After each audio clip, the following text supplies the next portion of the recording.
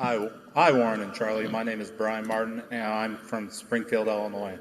In the HBO documentary Becoming Warren Buffett, you had a great analogy comparing investing to hitting a baseball and knowing your sweet spot. Ted Williams knew his sweet spot was a pitch right down the middle. When both of you look at potential investments, what attributes make a company a pitch in your sweet spot that you'll take a swing at and invest in?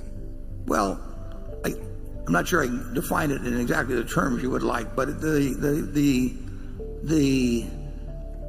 we sort of know it when we see it, and it would tend to be a business that, for one reason or another, we can look out 5 or 10 or 20 years and decide that the competitive advantage that it had at the present would last over that period, and it would have a trusted manager that would not only fit into the Berkshire culture, but that was eager to join the Berkshire culture.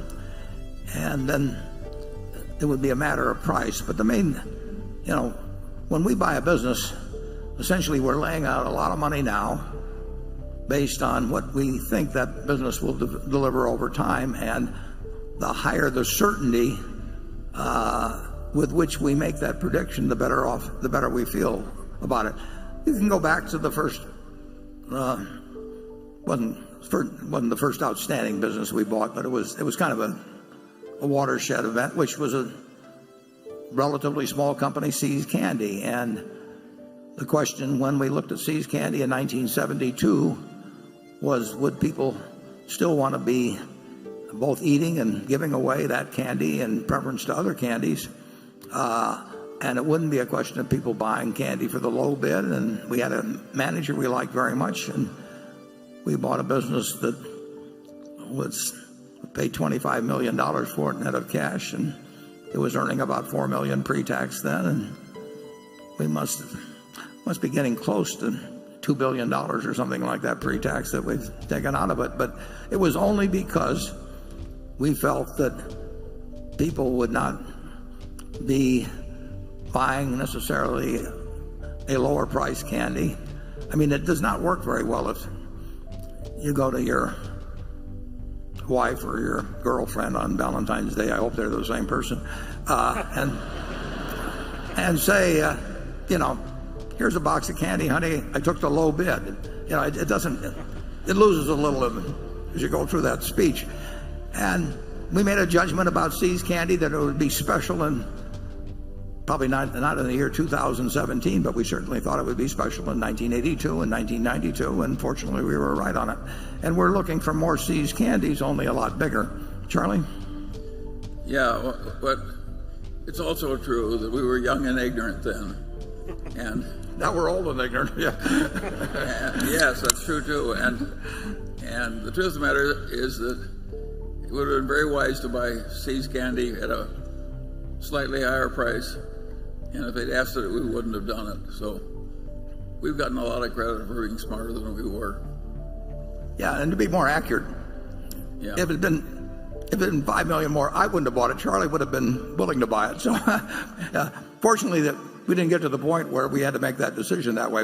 But he would have pushed forward when I probably would have faded. It's a good thing. It's a good thing that the guy came around. Actually, the seller was he's the grandson of Mrs. C, wasn't he, Charlie? He was Larry C's son. Am I correct? Or Larry C's brother. But he was not interested in the business, and he was more interested in girls and grapes, actually. And he almost changed his mind. He did change his mind about selling, and I wasn't there, but Rick Aaron told me that Charlie went in and gave an hour talk on the merits of girls and grapes over having a candy company. This is true, folks.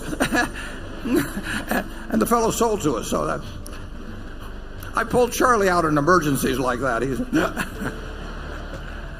We were very lucky that early the habit of buying horrible businesses because they were really cheap.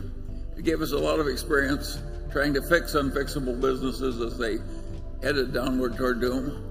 And that early experience was so horrible, fixing the unfixable, that we were very good at avoiding it thereafter. So I would argue that our early stupidity helped us. Yeah.